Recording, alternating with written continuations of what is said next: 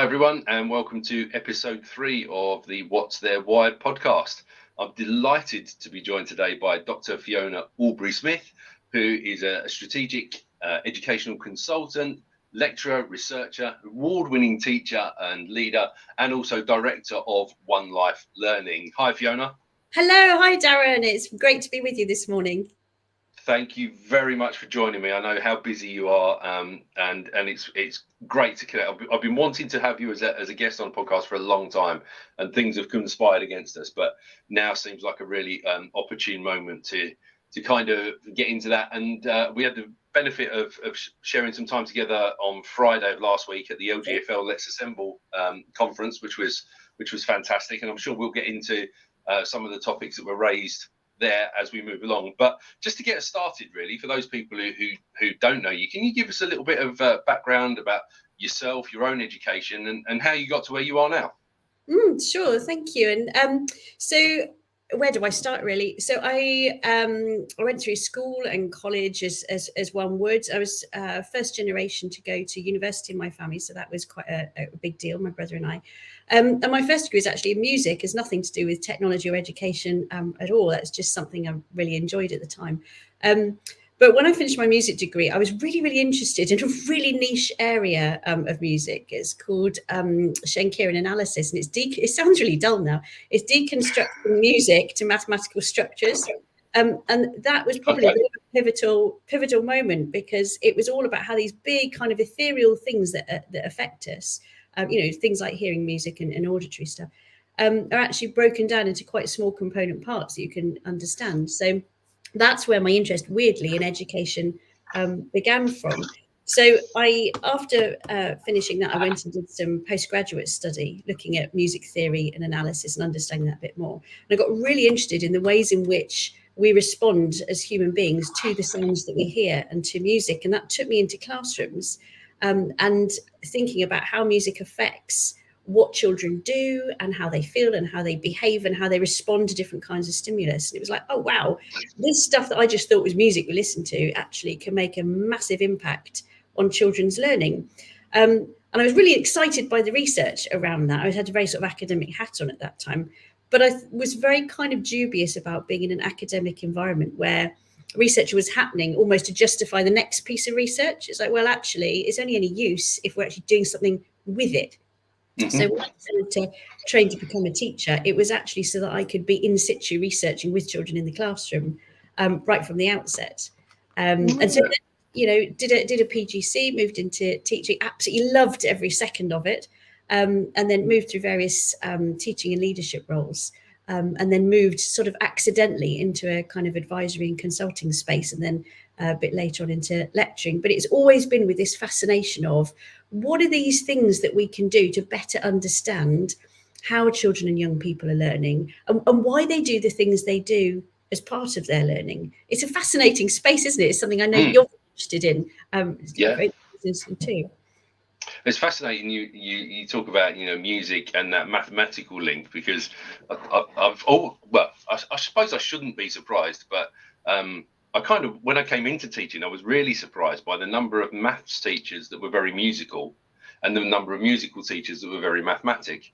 And there's a definite link there, I think, that really kind of talks, and as a linguist myself, it kind of links in quite nicely, because I kind of think of maths have been, obviously everyone talks about maths being a universal language, but music as well. Take the lyrics to one side and music itself. It is very much about rhythm and flow and stimulation and everything else. So I find that really fascinating. Did you get drawn into teaching any maths as part of your career, or was it purely the music side of things?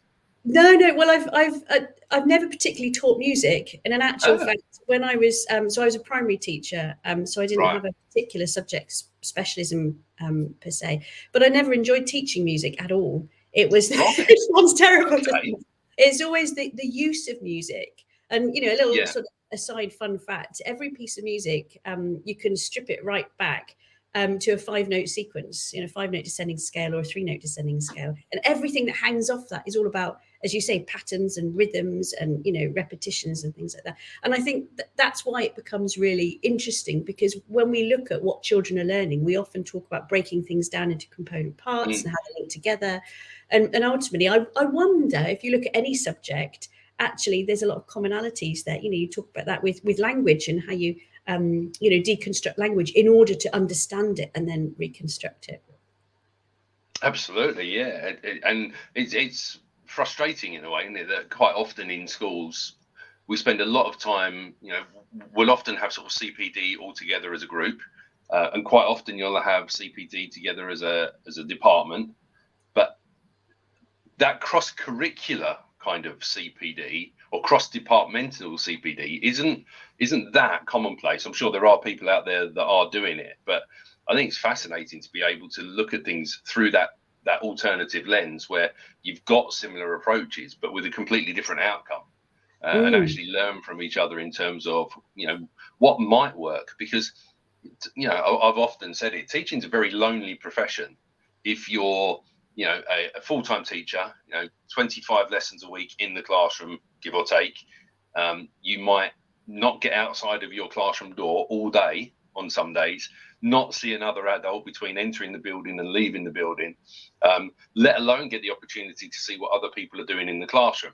And saw some really interesting comments on Twitter earlier on in the week, actually, where I think it was Laura McInerney was looking at the kind of correlation between teacher PPA in terms of currently being around 10%, and what would happen if you made that 20%. What would happen if you gave teachers suddenly 10% extra time? You know, obviously they'd have more time to do the marking and the prep and everything else, but there'd also be more time to go and see each other. There'd be more collaborative opportunities because more people would have free periods or PPAs at the same time as each other. But also, you know, people would have less classes, so they'd have more input and more knowledge of those individuals. And it's obviously you've got to balance the books as well, and it's not an easy thing to do. But that collegiate kind of cross-departmental work, I think, is so vital, and we need to, as schools, find ways of facilitating that in a way that doesn't, and you know, very challenging times to be able to do that. So we really do have to think outside the box, or to quote Dan Fitzpatrick, think in the third box. Yes, absolutely.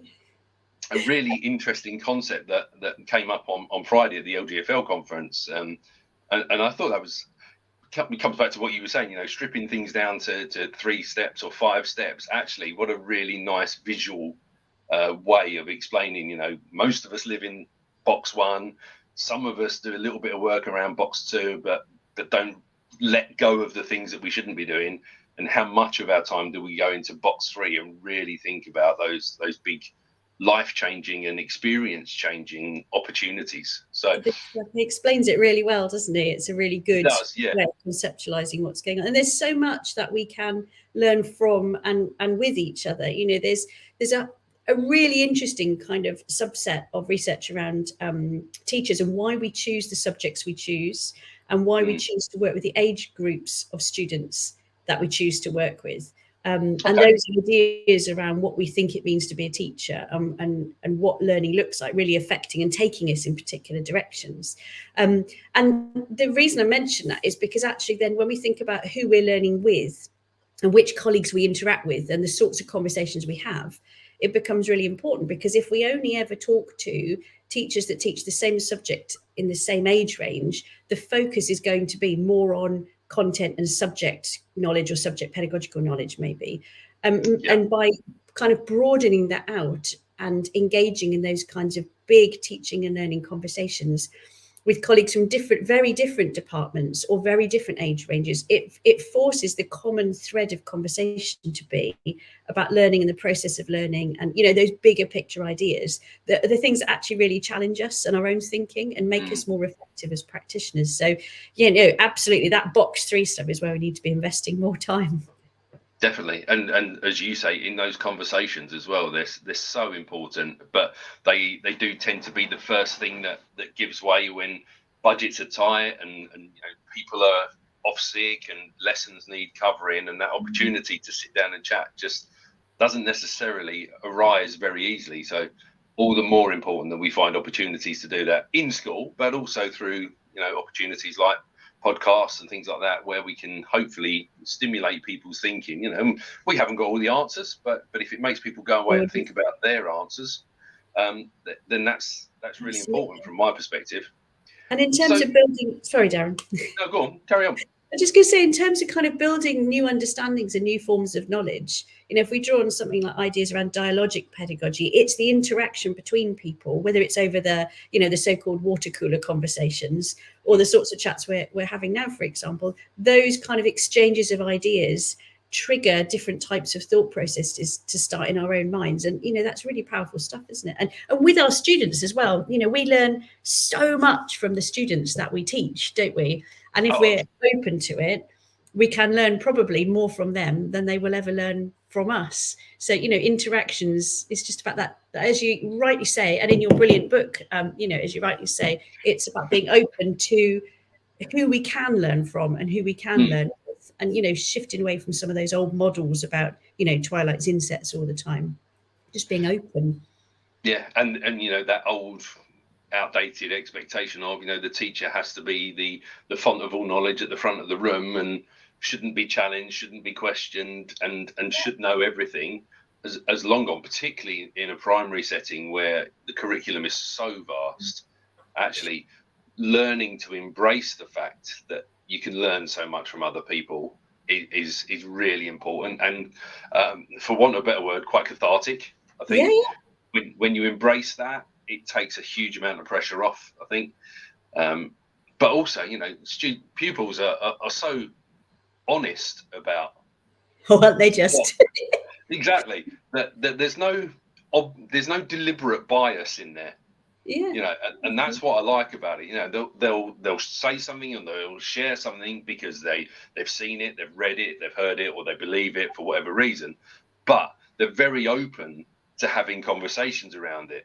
Whereas as we get to adults, we're much more likely to kind of shut down and go, well, I don't agree with that, and I'm not prepared to listen. Yeah, and we do a disservice to our young people if we don't embrace that. So if we are giving them a classroom environment where knowledge comes from the teacher, or knowledge comes from a resource, or even from a set of 3 resources that we give them, what we're actually saying to them is knowledge is held by other people, and it's kind of gifted to you, like something that you, like a dog treat almost, isn't it? And second, that knowledge is always created by someone else, somewhere else, that's on this kind of stage, or box, or held up high, or whatever. And that takes out of our young people's minds the ideas that they can create knowledge. That knowledge, I mean, what is a fact? It's a collectively agreed opinion, right? And facts change the more we understand about what sits around those pieces of information. And that's the stuff that I think our youngest learners, primary and secondary age students, are actually as you rightly say, Darren, they're much better at us than grappling with that and being comfortable with being uncomfortable about not knowing the answers, not knowing, how something works or why something is the way it is, but to keep asking it, why is this? What's going on? How do we know that? To quote Neil, where's the evidence that is a particular, particular idea or theory? It's to quote someone, what's the why? That's the thing we need to be keeping, isn't it? All the time. Why? Yeah. And it's really interesting, you mentioned that as well, because looking at conversations I have with friends and colleagues and people in my kind of circle of interest and everything else through social media and real life, for want of a better word, I do wonder whether the kind of the educational experience we've gone through in this generation, my generation, sort of mid 40s, if you like, whether that's a contributing factor to the amount of imposter syndrome that's out there, that people really don't have confidence in their own stance, their own belief, their own knowledge, as you say, to then go and share it because they're frightened they're going to get shut down, or someone's going to say you're wrong.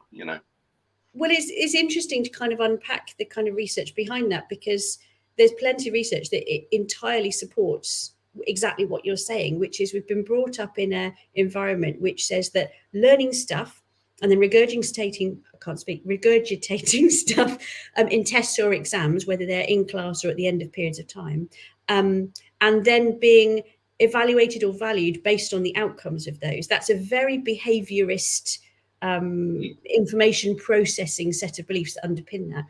And it's moved ever so slightly from perhaps when we were at school to a slightly more individual constructivist model, where it's about each of us being helped to understand some agreed theories or ways of working. So, we learn, I don't know, Pythagoras theorem or whatever it might be, and the teacher will help us to understand what they believe Pythagoras theorem is.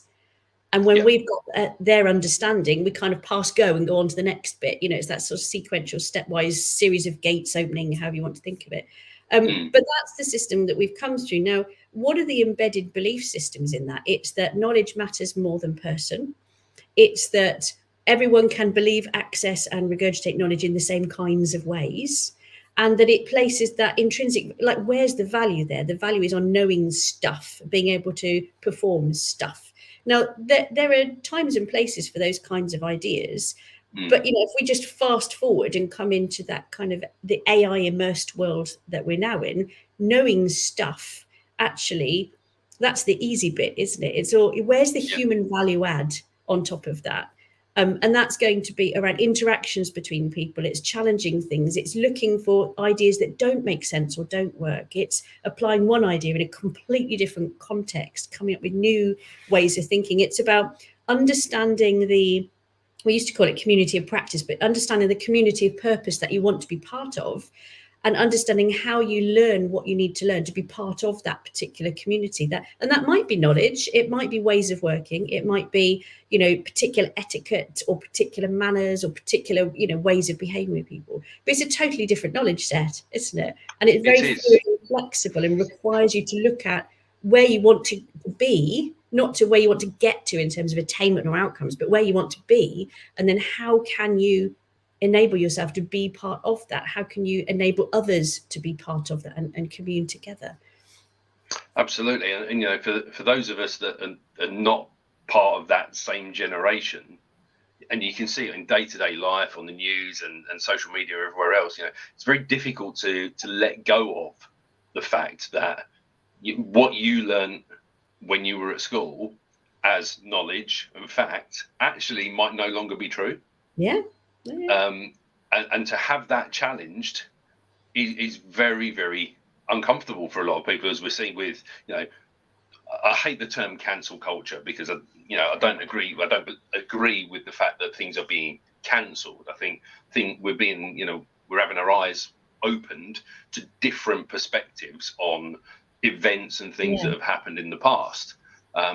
But that's a very important perspective to have, because the so-called knowledge that we learn was a very biased opinion. As I can't remember who the quote's by, but history is written by the victors.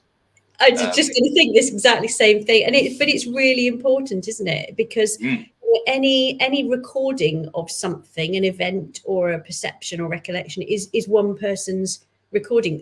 There's no such thing as reality, is there? If we go a bit abstract for a moment, you and I and anyone joining us today, we will all take three very different experiences from this one one podcast, and therefore when we talk about what happened, whose version of what happened are we talking about, and how would we make sense of that for ourselves as individuals, is entirely based on our own history. We are an accumulation of everything that's come before us. And I think we just have to, for us as educators and for our role in helping others learning, whether they're children or adults, we have to become a bit more comfortable with being uncomfortable about not knowing stuff. And I think historically, to not know something has been seen as a weakness or as a failing, there's a deficit mindset around not knowing stuff, isn't there? Whereas actually, to recognize we don't know something is hugely empowering, because it means we know what we need to start doing next and what we need to find out about. So it should be, not knowing stuff should actually be celebrated, right? Absolutely, yeah. As long as you've developed the skill to then apply those skills to find out what you don't know. Yeah, don't stay not knowing stuff. No, exactly. Although in some cases ignorance is bliss, Well, not in all yes, cases. to be Yeah, honest. and as you mentioned, in this, the explosion of AI in education at the moment, and some fantastic work being done around that by people like Dan Fitzpatrick, Mark Anderson, Rachel Arthur, and many others.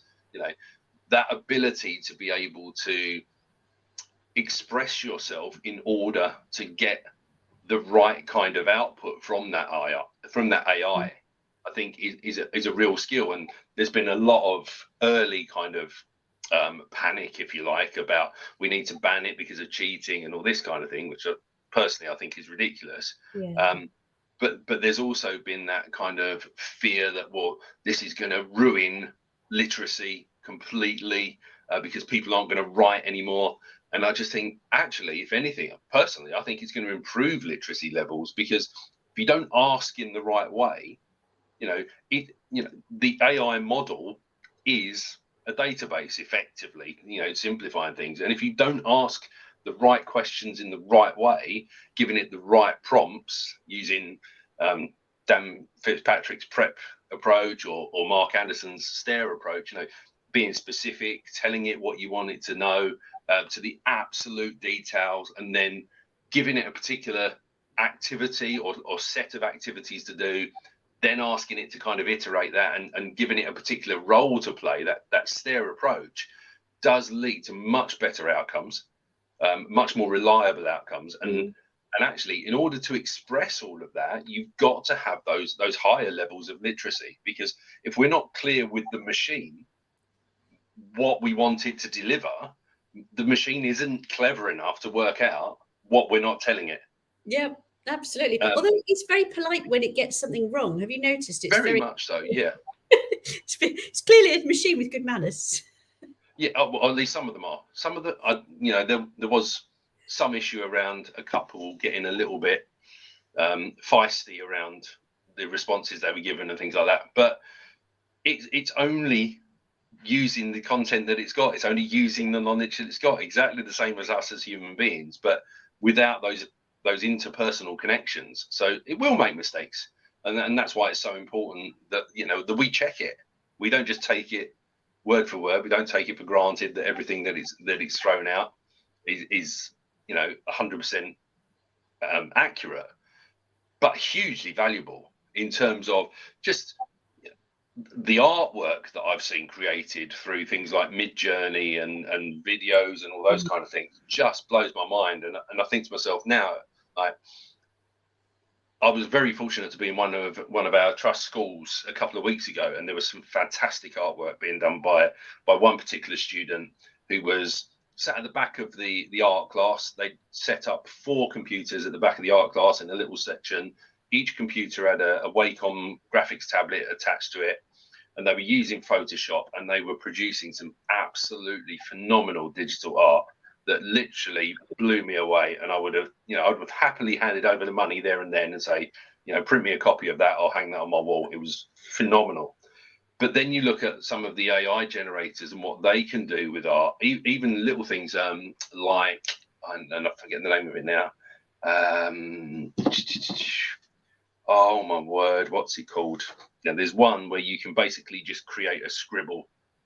I mean, it might be called Scribble. I think it's scribblediffusion.com. That's it. And you literally just create a scribble, a little bit like using Google's Quick Draw, as it was a few years ago, which was really popular for games and things like that. And then it just takes your scribble and turns it into the most phenomenal piece of digital artwork, literally in seconds.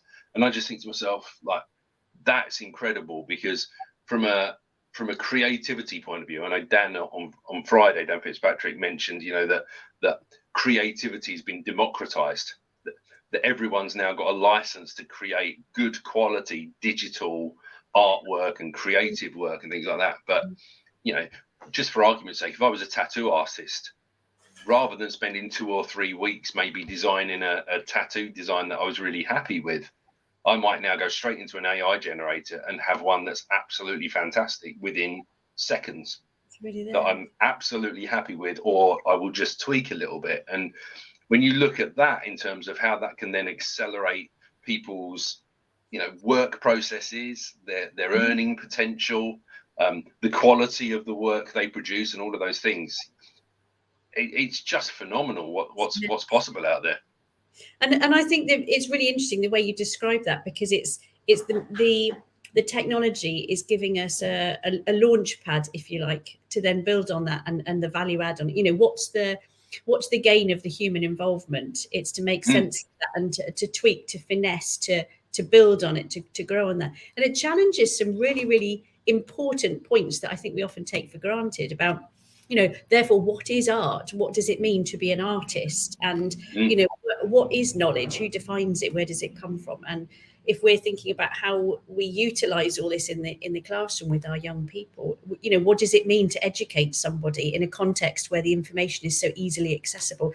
Where are we adding value? What are we contributing? And I think it is a kind of question of polarity, isn't it? Because some people, as we were talking about earlier, find that quite threatening, think it might lead to loss of roles or devaluation of certain skills, and others recognize it's just an evolution in terms of what we're doing and how we interact with each other. And I mean, how do you see the role of educator, of teacher evolve given this new kind of AI that we're now seeing in the last couple of months particularly? Well, obviously there's so many areas where I can see benefits. I think personally, obviously workload is a huge part of it. Phenomenal. I mean, I've written a document this morning, and a Google document. I've written it in about an hour. I didn't use Chat GPT or anything like that for this particular one, but I've just clicked the summary box in the corner, and it's produced a kind of 70-word summary of the entire document, so that anyone that's reading it gets that quick synopsis before they go into reading it. I didn't ask it to do it. There was just a button there that says summary. I click it and it does it, and it's done and dusted. So in terms of accessibility, fantastic. People know what they're getting before they dive into it, because time is precious. I think in the classroom, I think the AI gives us all sorts of opportunity, particularly with flipped learning, for the students to go away and find things out for themselves. And to a certain extent, I think if you do that and you ask students to go away and find things out for themselves, it doesn't matter to a certain extent whether what they come back with isn't actually accurate, because I think it's the discussion that's the most important part. And that's the human value added that the teacher still gives and will always give, that the AI can't do. So, lots of talk about AI is going to remove teachers and replace teachers and all that kind of thing. Absolutely not. I think what we're going to do is we're going to have, once we get more used and more skilled at using it, we're going to have more opportunity in lesson to discuss and really dive into the content, rather than trying to find out the content during the lesson time and then not really having the time to discuss it, or saying to people, go away and think about it. And in reality, does that ever happen? If you say to a year 7 child, go away and think about the content of this article and talk with your friends at lunchtime while you're having your sandwich, I'm not convinced it happens. I don't know about you. Less likely, certainly. Less likely. Yeah. And I think it challenges us also to think about the way that we talk about things. I think the role of questioning, of high quality questioning and different types of questioning, is going to become so much more important. I mean, if we take something really simple like a quiz tool, for example, historically we've had these scenarios where a teacher would set a quiz, children would do the quiz individually, the teacher would mark it. Then we moved into a different evolution where the marking would be auto marked, and the teacher just saw a list of who got what, and adjusted the next lesson based on that. And then we've moved into, okay, you take part in a quiz of some sort through some kind of adaptive software. It auto marks and takes you on a particular pathway, and the teacher can monitor those pathways.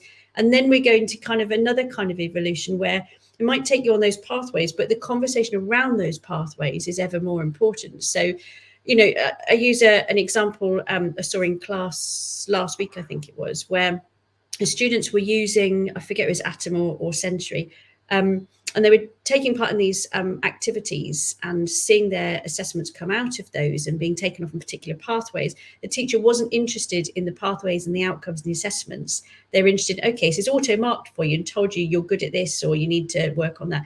what's your one takeaway learning point from having done that particular task?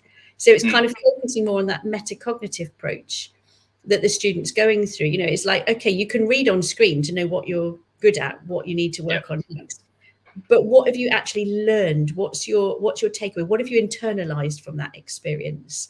And then in the same classroom, there's another group, and they were using the questions and who'd got what right and wrong and all the rest of it to evaluate what sort of questions would we need to ask, or what sort of questions would the system ask where there wouldn't be a right answer and where it couldn't auto mark those.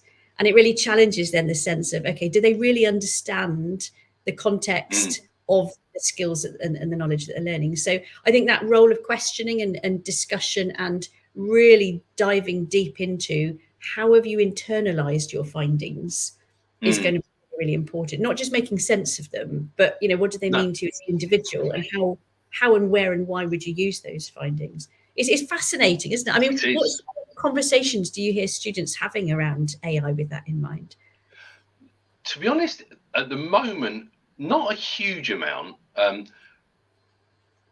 There have been kind of conversations in the past where they, you know, understandably were a little bit ahead of the game, probably than most teachers. And I've had conversation with students where I've said to them, look, this is a fantastic piece of work you've handed into me. This is absolutely brilliant. As is the person next to you's piece of work, which is totally different, but seems to be hitting the same sort of points. And then they kind of look at me as if to say, what are you asking? And then I say, but don't forget, I've got technology that tells me what tabs you've been visiting. I'm using securely in the classroom, so I can see all of the tabs you visited during the course of this lesson and all of the tabs your neighbour visited during this course of this lesson. And I can see that your neighbour didn't access a particular tab, but you access something called Quillbot. And at the point where on your screen your neighbour's work appeared and you copied and pasted it into Quillbot and then it paraphrased it all for you, that original work that you'd done in your document suddenly changed rapidly, and they kind of go, oh, you've got me there, yeah. But actually, the way I look at it is, well, good for them. Yeah. Okay, if it's a controlled assessment or is an exam piece, absolutely not in the current state of affairs. Although there's no reason why we shouldn't use AI in the future. But actually, if the students are using the technology that's out there to make things accessible for them, and in this particular case I'm talking about, actually what the students did is they asked it to paraphrase it in a informal style, because they recognise that they would understand it if it was more informal. Yeah. It's a different set of skills going on. Yeah, absolutely. Yeah.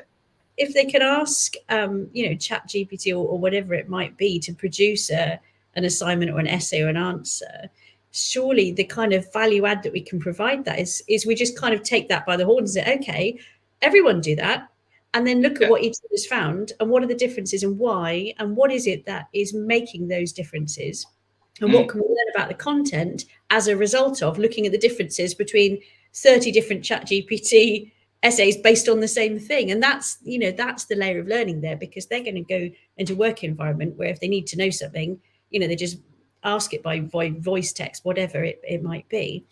So it's not about not covering the same content.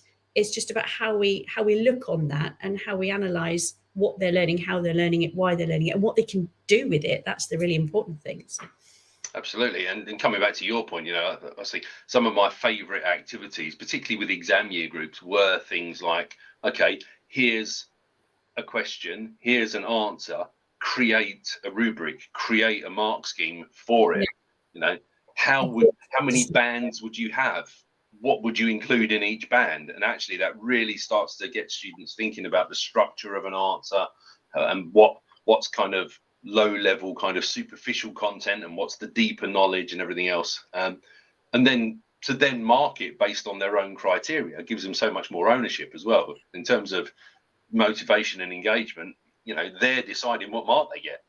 And then they really understand the stuff they're learning about. But also, I mean, the powerful messages you're a phenomenal teacher, so this is immersed in what you do. But the other part of that that's maybe not so obvious is that the message it's giving to them about what it means to be a learner, and yes, I can make those decisions about my own learning. Yes, I can take the leadership role in how I learn and what I'm looking for. Like, those are lifelong messages that will stay with them way after they've left your class, your school, right into the workplace.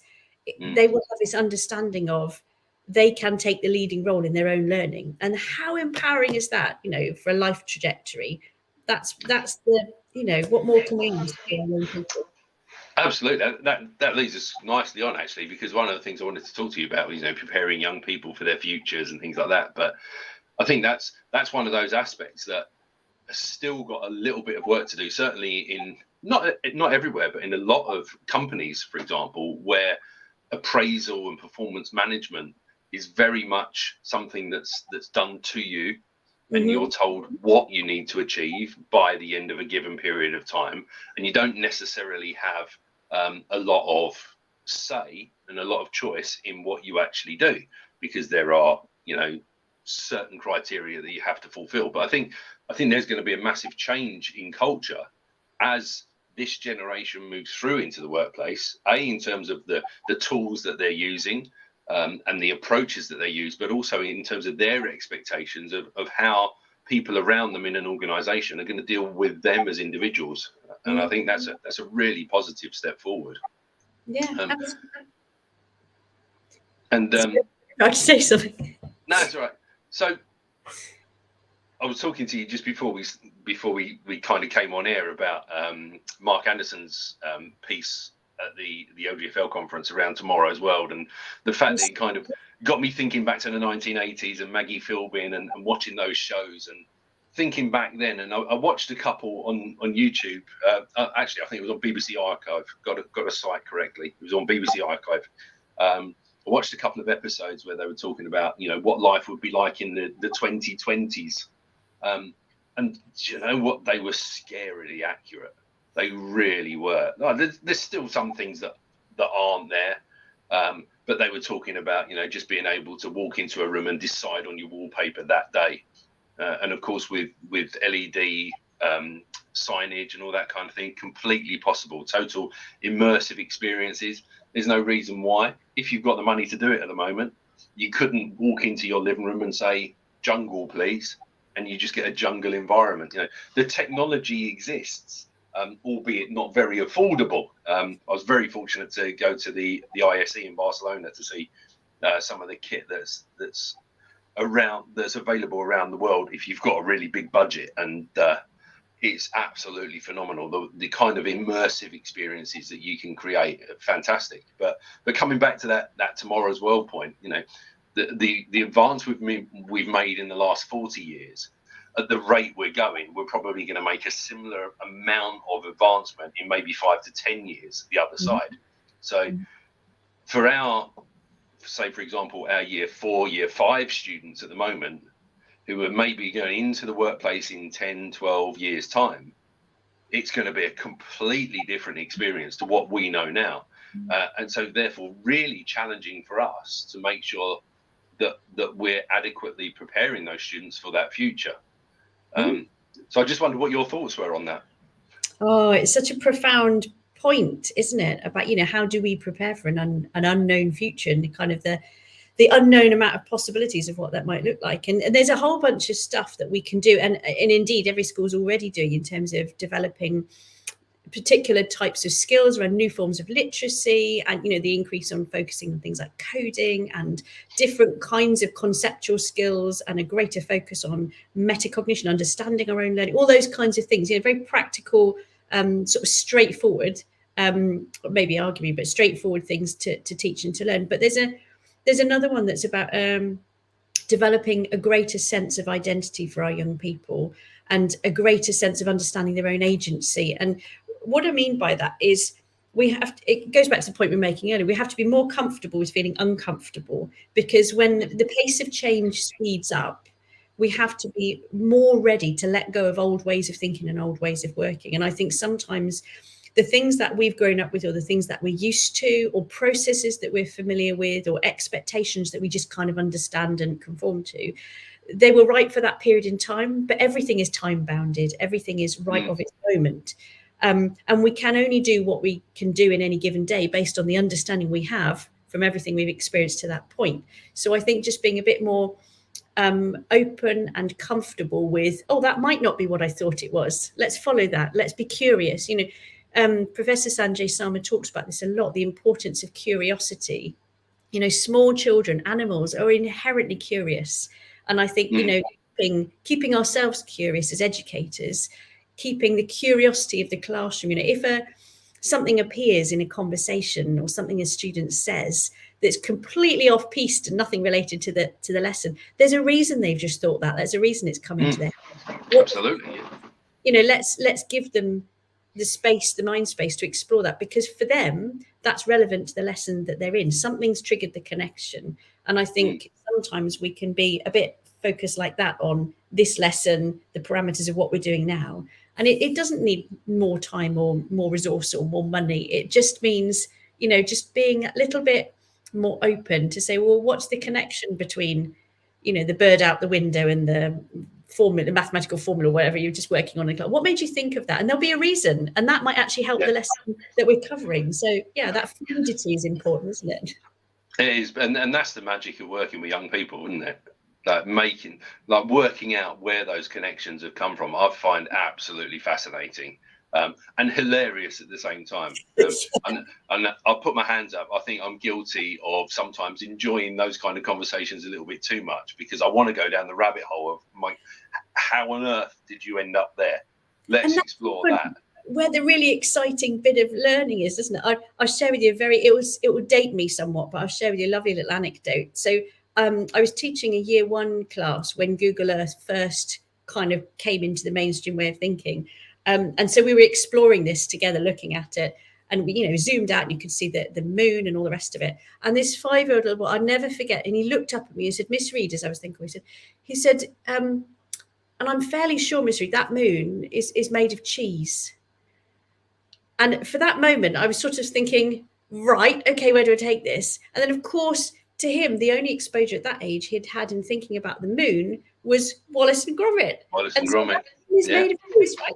We looked at Google Earth. We could talk about, okay, there's different kinds of moons. Opened this whole conversation about, solar systems and stuff, and how in a story something can be one way, in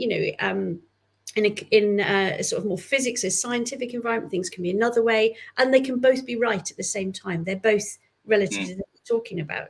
And but any seemingly unconnected thing can open up a conversation that can actually enhance the very thing you're teaching about, if we're all open to kind of receiving that, and just being that whole thing about being much more open. Absolutely. I think, as a linguist, I often kind of resort back to the literacy side of things as well, and the kind of the etymology of words, I think, is absolutely vital for students to understand. And once you do, it's really cool to be able to then question their thinking and highlight links that they never had before. And one of the things I used to find as a language teacher was quite often students would have difficulty remembering what a word meant.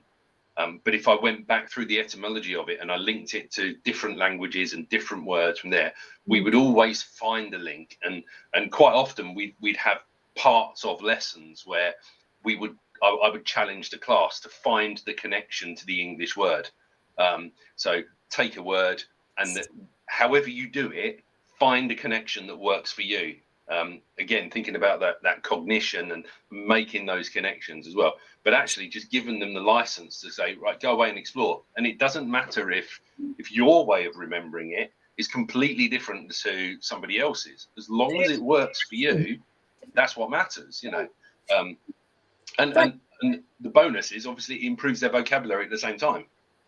And I think there's a definite link that I've noticed over the years of those students who study a foreign language to at least GCSE tend to do, on average, at least a grade better in their English language and literacy as a result of it. because they've just got that more vast vocabulary, and that wider understanding of the world as well. And there's so much is in every word that we use, isn't there? That, I mean, we often find that when we use different vocabulary, different words, that we mean the same thing. And actually, when we dig into it, sort of a linguistic analysis, as you're talking about, it's often not necessarily the case. Even the simple word like teaching, if you ask if you go into any classroom in your school at the moment and say, what does teaching mean to you? You'll get a different answer in every classroom. And there'll be themes, there'll be trends, depending on maybe subjects or how long someone's been in the teaching profession, or what their belief systems are, or cultural values are, whatever. But no one will give you word for word the same answer, even for a word like teaching.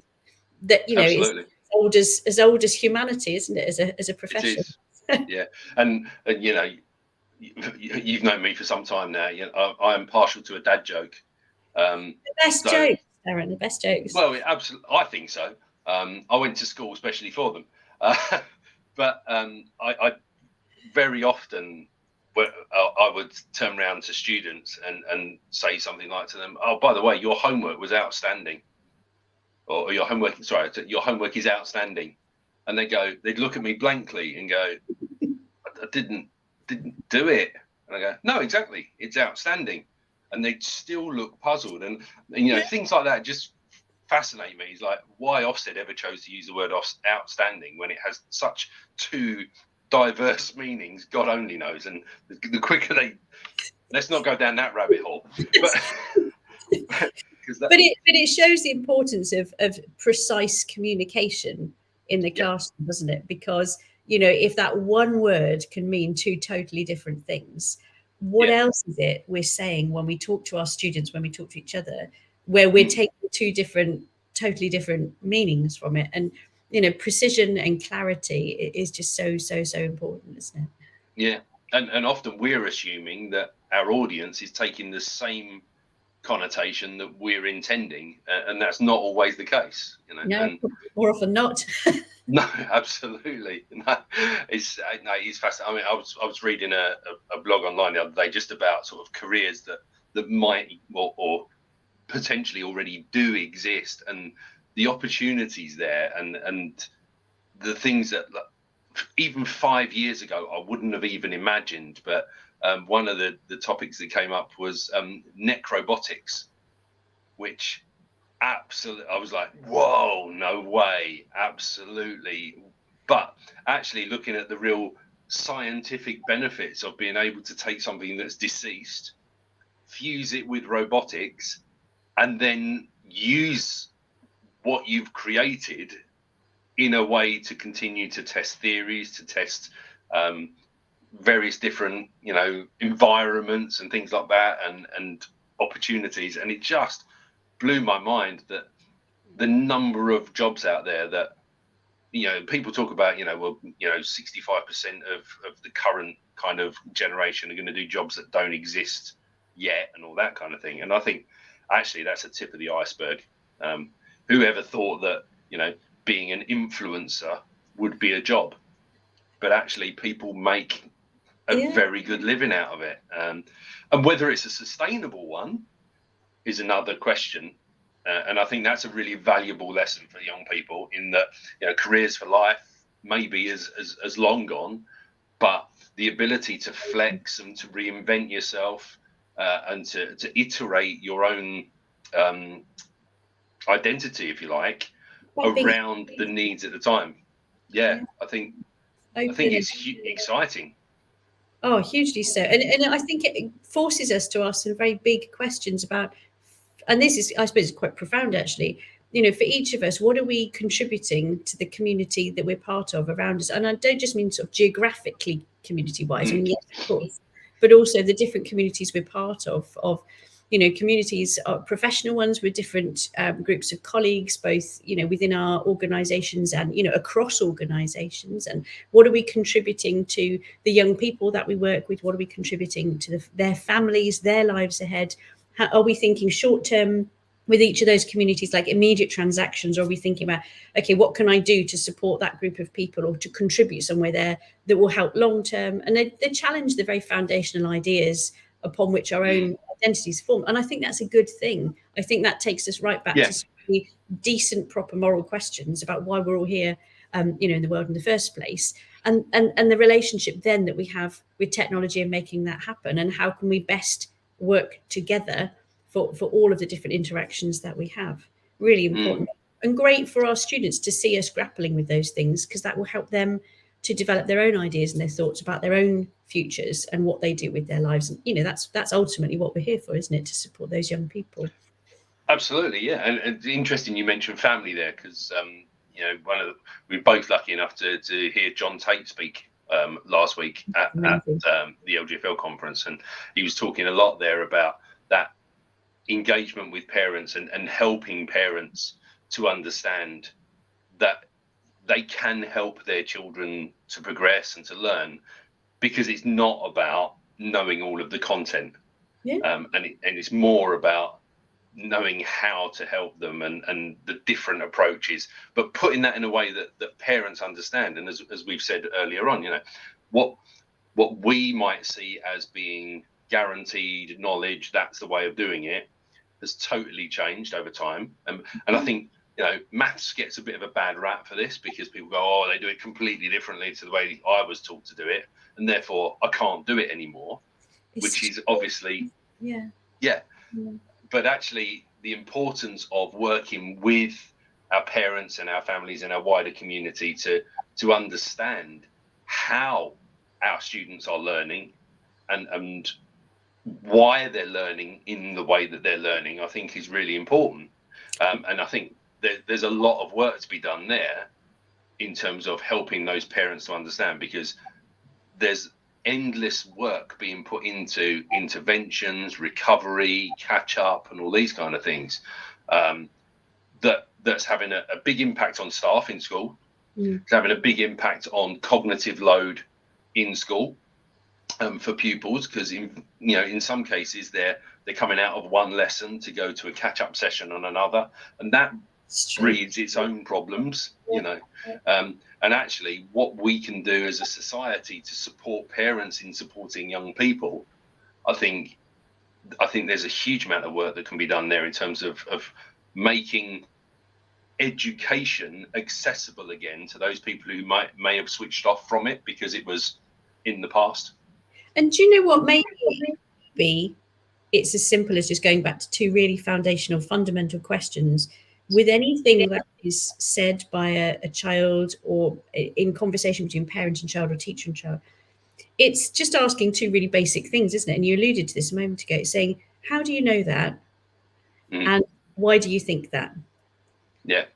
And actually those two things open up all kinds of conversation. And if you keep asking, whatever they say next, say, that's interesting, why do you think that? Not that's right or that's wrong, or I think this. It's like, okay, tell me more. Talk me through your thinking. Tell me why you think that. Tell me how you know that particular thing. Where's it come from? Why did you take that? How and why are just such underrated questions, aren't they? And that's it. Keep throwing those into every conversation, and everyone in the conversation learns more and understands more and develops more of an empathy, both as groups of people as well as for the content, the topic that we happen to be talking about. Exactly. Yeah. If you turn around to parents and say, help your child with retrieval practice, the vast majority are not going to have a clue. Yeah. But if you say, ask them how they know something and why they know that, or what they think of that and what their opinion is on it, and you've got a whole different outcome. I must admit, I was undone by my own my own approach, if you like, with my daughter. Luckily she's 18 now and she's finished education and she's off and working, but I used to do the whole, she'd come home from school and I'd be like, okay, what did you learn at school today? And she'd tell me what she did, and I'd say, no, what did you learn? And she'd have to go, and she'd, as kids do, right, okay, well, I learned this and I learned that, and we do the hows and the whys, until one day she flipped it on me, and I came home from work and she went, oh, what did you do at work today? And I was like this and the other. She said, but what did they learn? Oh, nice. And I was like, oh, she's good. She's good. Yeah, and that was a very uncomfortable moment, but boy, did it make me think. And actually, it was one of those moments where at the end of a long day, when you're tired after teaching, you don't always remember to reflect on what you've done. And just that one question from her did actually, as much as it pained me, it did make me sit back and think about, well, actually, how well did they grasp what we'd gone through in those particular lessons during that day. And prompted me to, I then created a little Google form to ask the students what they felt they'd learned as well. And it was quite eye-opening, and there were some definite misconceptions in there that I wouldn't necessarily have found out about if my daughter hadn't have flipped my own little approach on me and whipped the rug away from under me. So I've got a lot to thank her for. I was going to say, she's good, isn't she? She's good. And what a brilliant way, what a brilliant thing for each of us to kind of almost pledge to ourselves to finish each day saying, what have I learnt today? Like every day, whatever we've been doing, whoever we've been with, what, you know, not, as you rightly say, not what have I done today, but what have I learnt today? And if we can't answer that, we need to refine how we go into the next day so that we're clearer on the answer to that the next evening. Yeah, because we can't talk about being lifelong learners if we're not walking the walk.